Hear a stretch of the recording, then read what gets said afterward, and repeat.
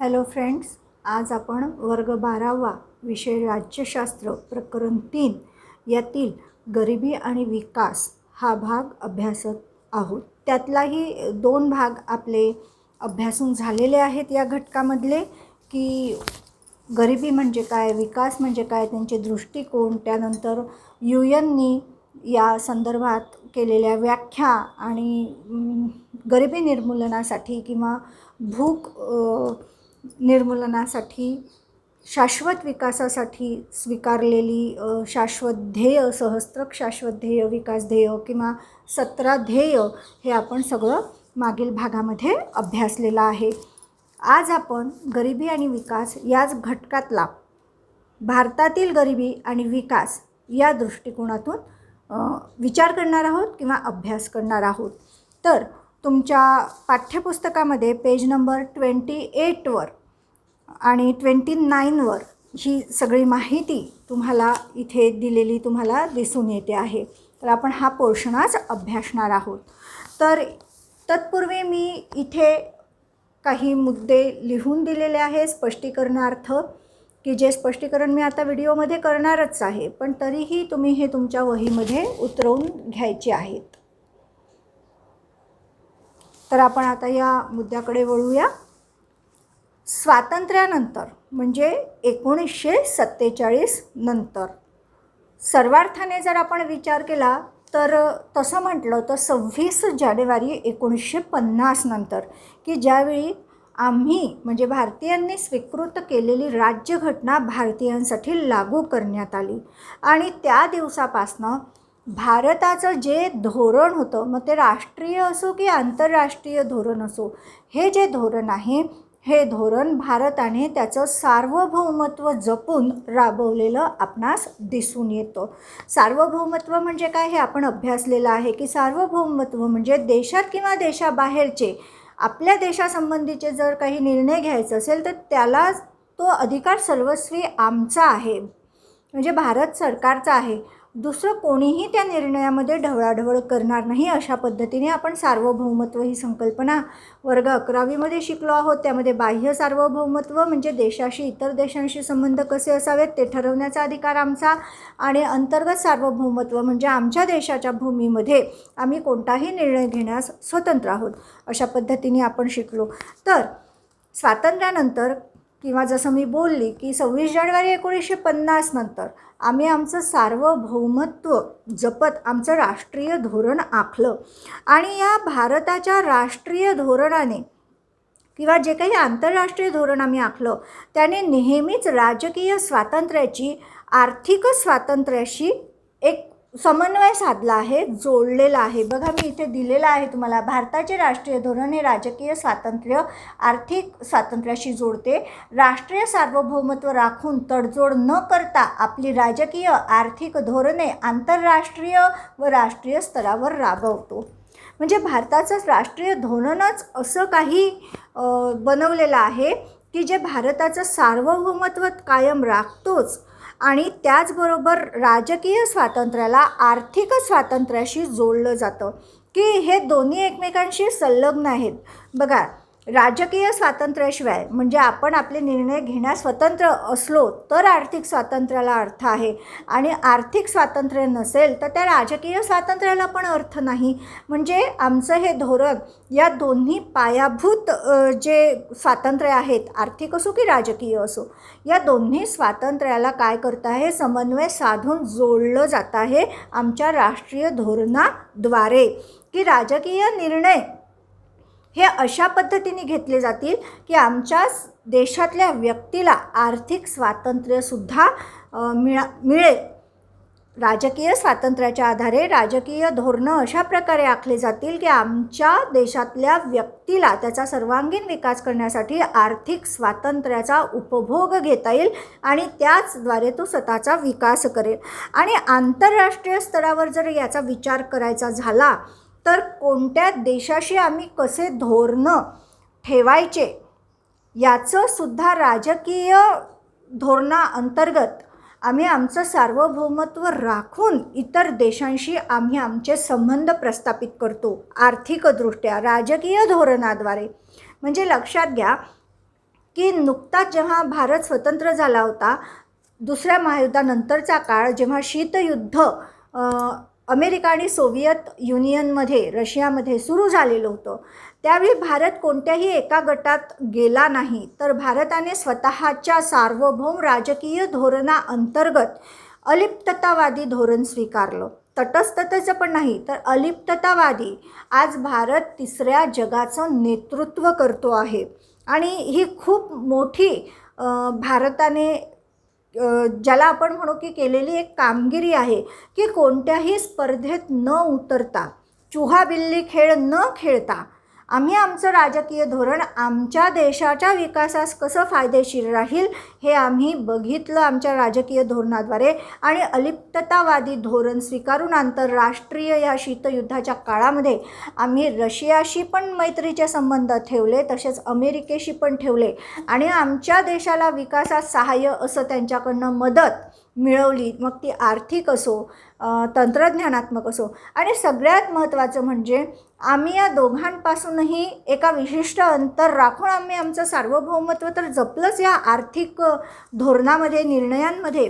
किंबहुना या दोन्ही राष्ट्रांना आम्ही हा एक विश्वास भारताबद्दल एक त्यांच्या मनात निर्माण केला की भारत हा देश कुठेही अन्यायकारक भूमिका घेणार नाही किंवा आपल्या विरोधात दुसऱ्याची मदतही करणार नाही. तो अलिप्ततावादी आहे, याचा अर्थ तो योग्यला योग्य म्हणणार आहे आणि जर कोणाची भूमिका चुकत असेल तर त्याला तसं जाणवून सुद्धा देणार आहे, पण तो कोणाचीही मदत मात्र एकमेकांच्या विरोधात कोणालाच करणार नाही. जेव्हा हे दोन गट होते, आज तर सोव्हिएत युनियनचं 1991मध्ये जे विघटन झालं आणि ती महासत्ता म्हणून खारीज झाली, आता पुन्हा रशियाची जी वाटचाल महासत्ता बनण्याकडे चालू आहे हे आपण सगळं बघितलं मागच्या प्रकरणामध्ये, पहिल्या प्रकरणामध्ये.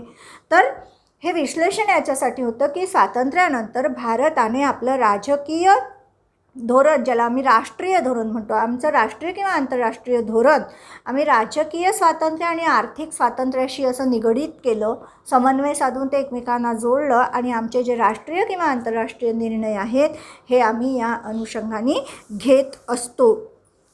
आता भारताच्या विकास प्रक्रियेमध्ये महत्त्वाचे 3 पैलू एक अंगीकारले गेले स्वातंत्र्यानंतर. कारण जेव्हा आम्ही स्वतंत्र झालो तेव्हा भारत हा एक दरिद्री देश बनलेला होता.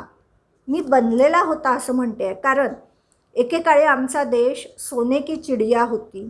आमच्या देशाचा आंतरराष्ट्रीय बाजारपेठेमधला किंवा व्यापारामधला वाटा एकेकाळी हा 35 ते 40% इतका होता आणि संपूर्ण जगाकडून आमच्या देशामध्ये संपत्तीचा ओघ वाहत होता. आणि सोन्या, चांदी, रत्न याच्या बदल्यात आमच्या देशातून विविध वस्तू निर्यात होत होत्या. निर्यात जास्त होती, आयात कमी होती.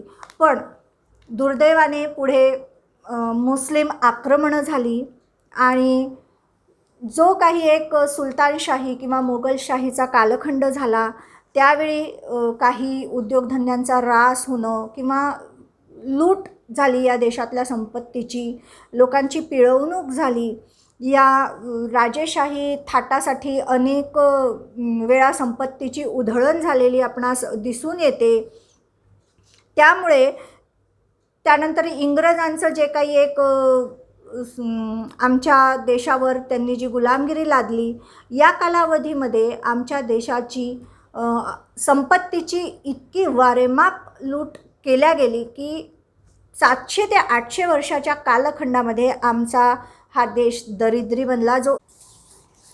तर या 700-800 वर्षाच्या कालखंडामध्ये आमचा देश दरिद्री बनला आणि 2011चा जो जनगणनेचा एक अहवाल आणि बाकी सगळ्या दृष्टींनी जो अहवाल आला, त्यामध्ये असं आलं की भारतातली 27% लोकसंख्या आजही दारिद्र्य रेषेखाली जीवन जगते आहे.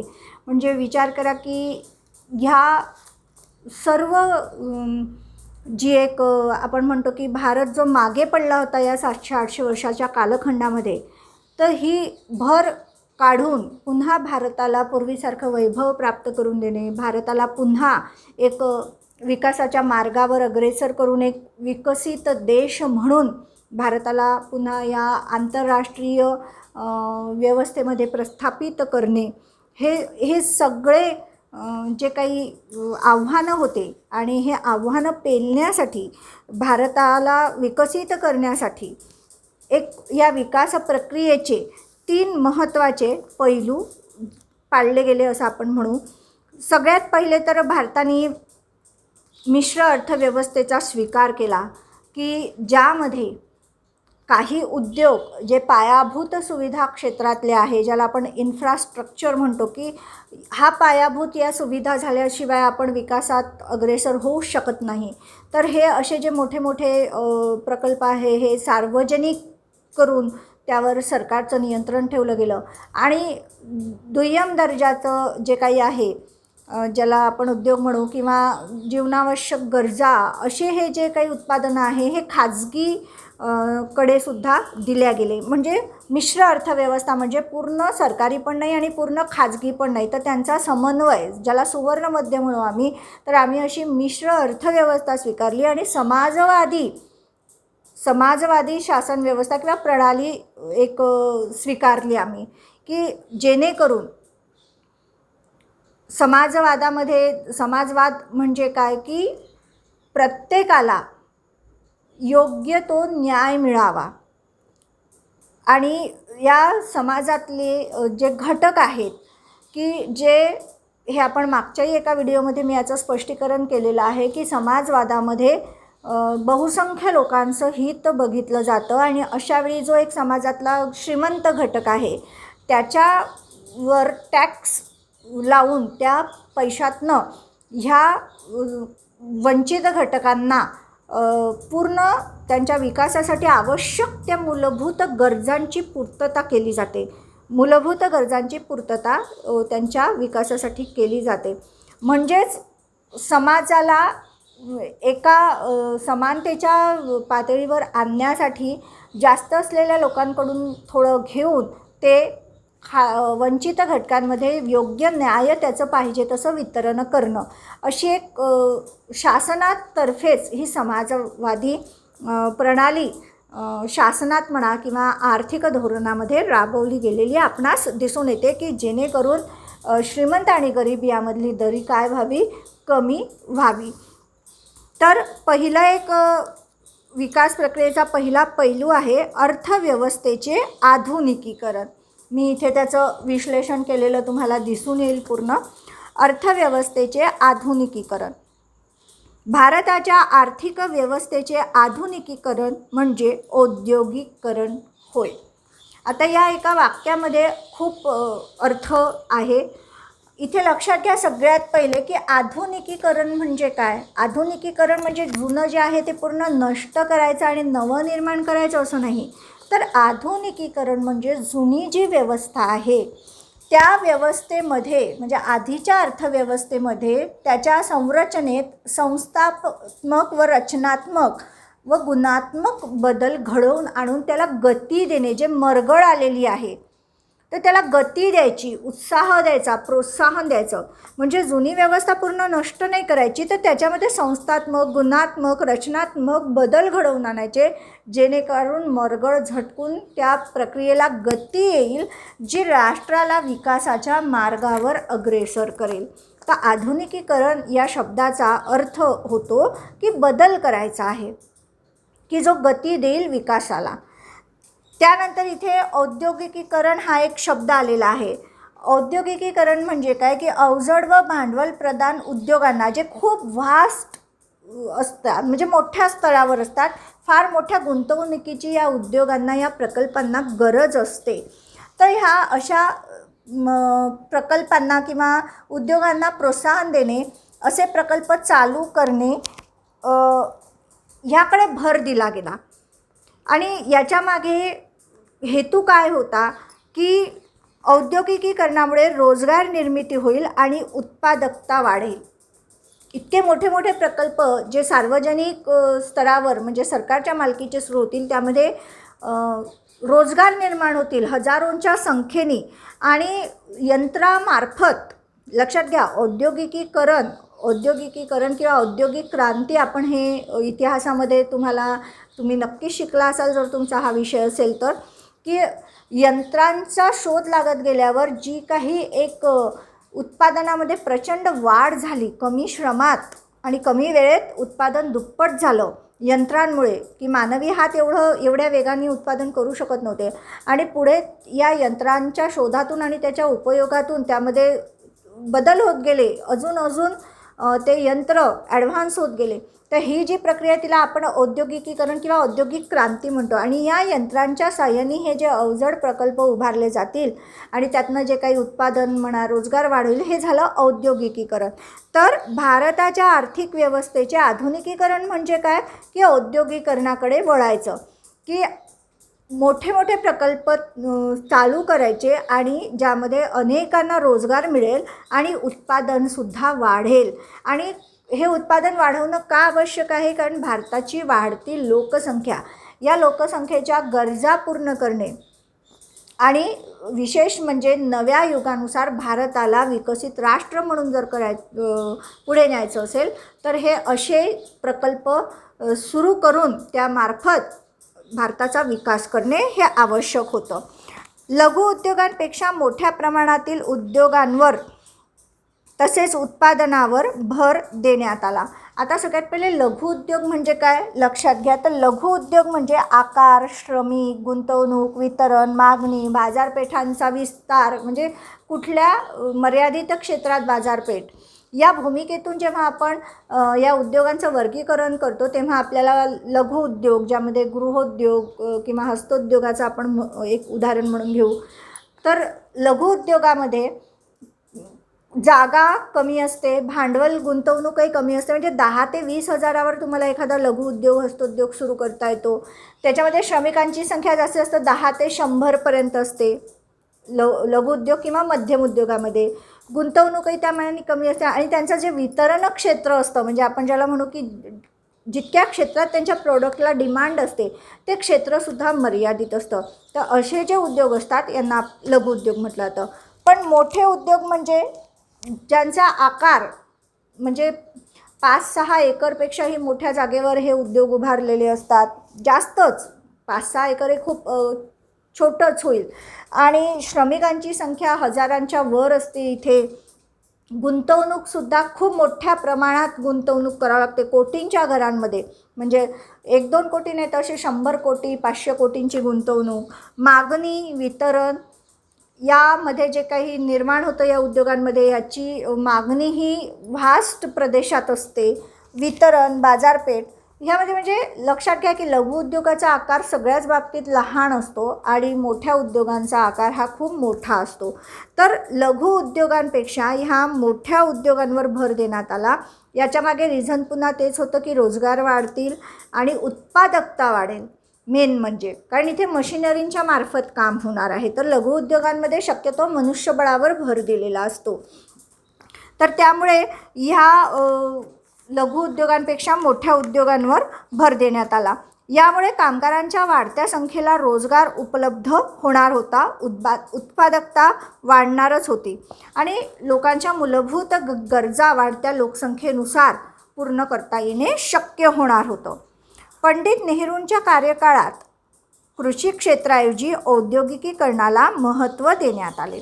आता पंडित नेहरू हे भारताचे पहिले पंतप्रधान आणि मी इथे वर्णन केलेलं आहे की भारताला जर लवकर विकसित देशांच्या रांगेत नेऊन बसवायचं असेल तर भारताला औद्योगिकीकरणात पुढाकार घ्यावा लागेल आणि पंडित नेहरूंनी हेच धोरण अवलंबलं. कुठेतरी पंडित नेहरूंवर सोव्हिएत युनियननी कसा विकास करून ते विकसित राष्ट्र बनलं, एक कुठेतरी त्यांचा त्या विचारांचा पगडा होता आणि त्या रशियाचंच एक अनुकरण त्यांनी केलं आणि एक भारताच्या निश्चित विकासाच्या वाटचालीसाठी पंचवार्षिक योजना आखणी करणे हे त्यांनी ठरवलं आणि त्यासाठी त्यांनी संख्याशास्त्रज्ञ प्रसन्नचंद्र महालबोनीस यांचा सल्ला घेतला किंवा त्यांना एक या आर्थिक आखणी किंवा ज्याला आपण म्हणू की मांडणीसाठी त्यांना सांगितलं आणि त्यातनं पुढे त्यांनी एक निश्चित वाटचालीसाठी त्यांनी पंचवार्षिक योजनांची सुरुवात केलेली आपणास दिसून येते. आणि ह्या पंचवार्षिक योजनांमध्ये त्यांनी कृषीऐवजी, म्हणजे भारत हा कृषीप्रधान देश आहे, पण नुसत्या कृषीवर अवलंबून राहून भारताचा विकास होणार नव्हता, कारण वाढती लोकसंख्येमुळे शेतीवरचाही भार वाढत होता आणि सगळ्यांना शेतीमुळे रोजगार मिळणंसुद्धा शक्य नव्हतं. तर या पंचवार्षिक योजनांच्या माध्यमातून कृषीचा तर विकास करायचाच आहे, पण औद्योगिकरणात जो भारत गुलामगिरीमुळे मागे पडला होता, तर औद्योगिकरणातही भारताला मोठी झेप घ्यायची आहे. त्यामुळे त्यांनी या पंचवार्षिक योजनांमध्ये कृषीऐवजी, मी असं म्हणेल की कृषीऐवजी नाही तर कृषी क्षेत्रापेक्षा जास्त भर औद्योगिकरणावर दिला. कृषी क्षेत्राकडेही लक्ष दिलंच, ऐवजी इथे हे म्हटलेलं आहे, पण इथे कृषी क्षेत्राकडेही लक्ष दिल्याच गेलं, पण त्यापेक्षा जास्त त्यांनी भर या औद्योगिकरणावर दिलेला आपणास दिसून येतो. रिझन पुन्हा तेच आहे की औद्योगिकरणामुळे वाढते जे लोकसंख्या आहे किंवा आता नव्याने जी तरुण पिढी शिकून रोजगार प्राप्त करण्यासाठी येते आहे, तर त्यांना रोजगार मिळाले पाहिजेत, उत्पादकता वाढली पाहिजे, भारताची निर्यात वाढली पाहिजे, की जेणेकरून म्हणजे आपल्या गरजा संपूर्ण होऊन निर्यातही केली तर एक ज्याला आपण गंगाजळी म्हणतो भारताची तिजोरी या माध्यमातून भरली जाईल. हे सगळे या सगळ्या दृष्टीने विचार करून पंचवार्षिक योजना ह्या सुरू केल्या गेल्या. आता पहिली पंचवार्षिक योजना 1951 ते 56 अशी राबवली गेली, की जी शेती विकास, मोठ्या उद्योगधंद्यांवर भर देणे, मोठे उद्योगधंदे उभारणे, भांडवल आणि गुंतवणूक करणे अशा मोठ्या मोठ्या उद्योगांमध्ये यावर प्रामुख्याने या नियोजनात यावर भर दिला गेला होता. तर आता कृषी क्षेत्रातही जसं औद्योगिकरणामध्ये प्रोत्साहन दिलं गेलं, याचा अर्थ असा नाही की कृषी क्षेत्राकडे पूर्ण दुर्लक्ष झालं, तर नाही. तर त्यातही जमीन सुधारणा व जलसिंचन ही कृषी क्षेत्रातील प्रगतीची साधनं म्हणून पाहिली गेली. तर जमीन सुधारणा म्हणजे नेमकं काय, तर आपण बघू की पडीक जमीन शेती किंवा वस्तीसाठी किंवा लागवडीसाठी उपयोगात आणायची, की देशामध्ये अशी कितीतरी जमीन होती की जी सरकारच्या मालकीची होती. तर ह्या जमिनीचा उपयोग शेतीसाठी किंवा वस्ती ज्याला आपण म्हणतो वस्तीसाठी करायची, गाव वसवण्यासाठी करायचं. जसं एक तुम्हाला सांगितलं की लघु उद्योग किंवा मोठे उद्योग होते, तर शक्यतो लघु उद्योग हे ग्रामीण क्षेत्रावर त्यांना प्रोत्साहन दिलं गेलं, तर शहरी भागामध्ये मात्र मोठ्या मोठ्या उद्योगांना प्रोत्साहन दिलं गेलं. आणि हे मोठे उद्योग उभारले जावेत म्हणून शहरालगतची जी काही एक सरकारी जमीन होती तिथे MIDC सुरू केलं गेलं, म्हणजे त्या भागामध्ये कारखाने किंवा फॅक्टरी वगैरे लावले जातील. तर अशा पद्धतीने ही जी पडीक जमीन आहे हिचा उपयोग केला जावा, मग तो कारखान्यांसाठी असो, कृषीसाठी असो किंवा मानवी वस्तीसाठी असो. त्याचबरोबर या व्यतिरिक्त अजून जी पडीक जमीन आहे तिथे उपयोगी अशी वृक्ष लागवड करणे, की पुढे ज्यापासून उत्पन्नही मिळेल आणि पर्यावरणाचं रक्षणसुद्धा होईल. जमिनीचा पोत सुधारणे, तिथे वेगवेगळे ज्याला आपण पाणी अडवा, पाणी जिरवा, वृक्षारोपण करून जमिनीची धूप थांबवणे, पालापाचोळा जो पडतो त्यातनंच ती जमिनीमध्ये कुजून त्याची खत होऊन जमिनीचा पोत सुधारतो. अशा सगळ्या उपाययोजनांना जमीन सुधारणा म्हटलं जातं. आणि या जमीन सुधारणेचे प्रयत्न गावामध्ये, शहरांमध्ये केले गेले. त्यानंतर जलसिंचन. जलसिंचन म्हणजे काय, की पावसाव्यतिरिक्त आपल्याला माहिती आहे की भारतामध्ये पावसाळा जेमतेम 4 महिने असतो.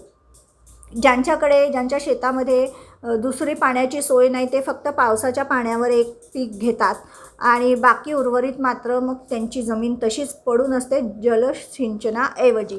तर जलसिंचन म्हणजे काय, की पावसाव्यतिरिक्त कृत्रिम तलाव, विहिरी, कालवे, बोरवेल, धरणे इत्यादीच्या माध्यमातून पाणी पुरवठा करणे शेतीसाठी. आता धरणांमधनं जो पाणी पुरवठा होतो तो तर पिण्याचं पाणी शहरी किंवा ग्रामीण वस्तीला, त्यानंतर शेतीसाठी पाणी, आणि सगळ्यात महत्त्वाचं जलविद्युत प्रकल्प या धरणं जी बांधली आहेत तिथे राबवले जातात आणि विजेची पण ऊर्जा निर्मिती पण केली जाते. तर अशा या माध्यमातून की ही जी सगळी कृत्रिम माध्यमं आहेत मानवाने निर्माण केली की पावसाचं पाणी साठवून ठेवायचं आणि मग उर्वरित कालखंडात जेव्हा पाऊस नसतो तेव्हा हे पाणी वापरायचं शेतीसाठी सुद्धा. आणि तर ह्याला जलसिंचन म्हटलं गेलं. तर 1951च्या जलसिंचन धोरणानुसार मोठे मोठे धरणं बांधले गेले. उदाहरणार्थ बघा, हिराकुंड धरण आहे जे ओडिशामध्ये आहे, महानदीवर आहे आणि 1956 साली हे हिराकुंड धरण बांधलं गेलं आणि 26 किलोमीटर लांब हे धरण आहे. तसंच भाकरा नांगल धरण आहे की जे पंजाब, हरियाणा, दिल्ली, चंदीगड इथे पाण्याची पूर्तता करतं. शेतीला तर पाणी जातंच कारण गव्हाचं पीक आहे तिथे आणि हे सतलज नदीवर बांधलेलं आहे. महाराष्ट्रातलं म्हटलं तर कोयना धरण, कोयना नदीवर 4 धरण एकत्र जोडून हे एक प्रकल्प आहे हा, जो 80 TMC पाणी आहे, सातारा जिल्ह्यामध्ये आहे. याची साठवण क्षमता 80 TMC आहे आणि महाराष्ट्रातील हे सर्वात मोठं धरण आहे. आणि वीज निर्मिती जवळपास 1900 मेगावॅट वीज निर्मिती या धरणाच्या माध्यमातून केली जाते. तर जलसिंचनाऐवजी सुद्धा हे सुद्धा उपयोग केले जातात. तर हे जे प्रकल्प आहे हे मध्यम, छोटे, मोठे असे हे प्रकल्प राबवले गेले की जिथे 5 कोटीच्या वरची गुंतवणूक आहे ते मोठा प्रकल्प, 5 कोटी ते 25 लाखाची गुंतवणूक आहे तर ते मध्यम प्रकल्प आणि छोटे प्रकल्प म्हणजे ज्यांची 25 लाखापेक्षाही कमी लागत आहे असे धरणं या माध्यमातून बांधले गेलेले आपणास दिसतात. तर याचा उपयोग काय, तर ह्या जलसिंचनामुळे काय होणार आहे की वर्षभर पीक घेता येणार आहे. जसं आपण बागायती शेती म्हणतो की तिथे पाण्याची सोय असते वर्षभर. आता जेव्हा मी हे तलाव म्हणते तर आता तर नव्या याच्यामध्ये शेततळे ही सुद्धा एक संकल्पना आली आहे की शेतातच शेतकऱ्यांनी एक शेततळं करायचं. त्यामध्ये सरकार अनुदान देतं आहे शेततळ्यांसाठी आणि त्यामध्ये पावसाचं पाणी साठवून ठेवलं तर त्या पाण्याच्या भरोशावर पावसाळा गेल्यावर एक पीक अजून घेता येतं. तर वर्षभर पीक घेता येतं. नगदी पिकेसुद्धा पाण्याची मुबलकता असेल तर ऊस, कापूस किंवा तंबाखू ज्यांना नगदी पिकं म्हटली गेली आहे ती नगदी पिकंही घेता येतील. उत्पादन वाढेल व तेवढ्याच क्षेत्रावर, म्हणजे पहिले एकच पीक होत होतं त्या जमिनीवर पण आता 3 वेळा पीक घेता येत असल्यामुळे त्याच क्षेत्रावरची उत्पादक क्षमता वाढलेली आहे. उत्पन्न आणि यामुळे शेतकऱ्यांच्या उत्पन्नातही वाढ होईल. देश अन्नधान्याच्या बाबतीत स्वयंपूर्ण बनेल आणि कुठेतरी निर्यातही होईल देशातनं अन्नधान्याची आणि कुठेतरी एक विकासासाठी जी काही भांडवल निर्मिती असते ती या शेतीच्या माध्यमातून, शेती उत्पन्न निर्यातीच्या माध्यमातून देशाच्या तिजोरीमध्ये पैसा येईल आणि त्यातनं भांडवल निर्मिती होऊन हे मोठे मोठे उद्योग पुन्हा उभारले जातील. तर एक लक्षात घ्या की कृषी क्षेत्राचा विकास झाला तरच आपण इतर क्षेत्रामधला सुद्धा विकास कृषी क्षेत्रातून निर्माण होणाऱ्या भांडवलामुळे, उत्पन्नामुळे आपण करू शकतो. तर ही जमीन सुधारणा व जलसिंचन ही कृषी क्षेत्रातील प्रगतीची साधने म्हणून पाहिली गेलेली आहेत. तर आपण आजच्या या भागामध्ये भारताचं राष्ट्रीय धोरण राजकीय स्वातंत्र्याला आर्थिक स्वातंत्र्याशी कसं जोडतं याचं विश्लेषण मी तुम्हाला केलं. त्यानंतर सार्वभौमत्वाशी तडजोड न करता भारत आंतरराष्ट्रीय धोरणही कसं राबवतो आहे, आर्थिक निर्णय घेतो, आपली जी राजकीय धोरणाअंतर्गत आर्थिक धोरण राबवले जातात आंतरराष्ट्रीय स्तरावरही सार्वभौमत्वाशी तडजोड न करता, हेही आपण बघितलं. त्यानंतर भारताच्या विकास प्रक्रियेचे, भारताला विकासामध्ये अग्रेसर करायचं आहे, विकसित राष्ट्र म्हणून पुढे यायचं आहे, तर एक 3 पैलू पाळले गेले आहे आणि त्या द्वारे भारताची विकास प्रक्रिया सुरू आहे. त्यामध्ये अर्थव्यवस्थेचं आधुनिकीकरण म्हणजेच औद्योगिकीकरण करणे, छोटे मोठे प्रकल्प आपण बघितले. त्यानंतर पंचवार्षिक योजना का सुरू करण्याचं पंडित नेहरूंनी ठरवलं, कृषी क्षेत्रापेक्षा जास्त भर औद्योगिकीकरणावर दिला की रोजगार वाढ, उत्पादन वाढ, लोकसंख्येची गरज पूर्ण करायला, विकासाकडे नियमित व निर्धारित एक वाटचाल आणि यातनंच आपण ज्याला म्हणू की एक कुठेतरी पायाभूत सुविधांचा सुद्धा विकास होतो आहे आणि एकंदरीत देश प्रगतीपथावर जातो आहे. त्यानंतर कृषी क्षेत्रामध्ये जमीन सुधारणा म्हणजे काय, जलसिंचन म्हणजे काय, त्याची आपण उदाहरणं बघितली. मी तुम्हाला उदाहरण सांगितले, हिराकुंड धरण, भाकरा नांगल धरण, कोयना धरण यांची थोडक्यात माहिती पण दिली. तर हा मुद्दा आपण इथे अभ्यासलेला आहे. यामध्ये जोड्या लावा, चुकीची जोडी दुरुस्त करून लिहा, रिकाम्या जागा, एक वाक्य, टिपा लिहा असे प्रश्न तयार होतात. जसं जलसिंचन म्हणजे काय, तर तुम्हाला इथे हे लिहावं लागेल की पावसाव्यतिरिक्त पाण्याची सोय व्हावी वर्षभर पिकांना आणि मानवी वस्तीसाठी सुद्धा, म्हणून जे मानवनिर्मित कृत्रिम तलाव आहेत, विहिरी आहे, कालवे आहे, बोरवेल आहे, धरणं आहे, शेततळं आहे इत्यादीच्या माध्यमातून जे वर्षभर पाणी पुरवलं जातं तर त्याला जलसिंचन असं म्हटलं जातं. तर अशा पद्धतीने तुम्हाला हे उदाहरणं आणि उत्तरं लिहायची आहेत. त्यानंतर औद्योगिकीकरणाचे फायदे काय 2 मार्कासाठी, तर रोजगारामध्ये वाढ होते, उत्पादनामध्ये वाढ होते, वाढत्या लोकसंख्येच्या गरजा पूर्ण होतात त्यामुळे, आणि एक ज्याला आपण म्हणतो की वाढत्या लोकसंख्येच्या जास्त प्रमाणात रोजगाराची निर्मिती पण होते. तर हे सर्व मुद्दे तुम्हाला लिहायचे आहेत आणि अभ्यासायचे आहेत. याच्या पुढील भागामध्ये आपण 2 पैलू जे आहेत अजून, आत्मनिर्भरता आणि समाजाची समता व सामाजिक न्याय असणारी समाजवादी पद्धती, थोडक्यात मी आत्ता तुम्हाला विश्लेषण केलंच आहे समाजवादी पद्धतीचं. तर हे 2 मुद्दे आपण अभ्यासणार आहोत आणि नियोजन आयोगाची माहिती पण आपल्याला घ्यायची आहे. तर पुढच्या भागात आपण ह्या टॉपिकचा अभ्यास करू. तुम्हाला माझं शिकवणं आवडलं असल्यास, माहितीपूर्ण अभ्यासपूर्ण वाटत असल्यास नक्की माझ्या चॅनलला सबस्क्राईब करा. काही सुधारणा हव्या असल्यास त्या कमेंट बॉक्समध्ये सुद्धा जरूर कळवा. तर पुढील भागापर्यंत धन्यवाद.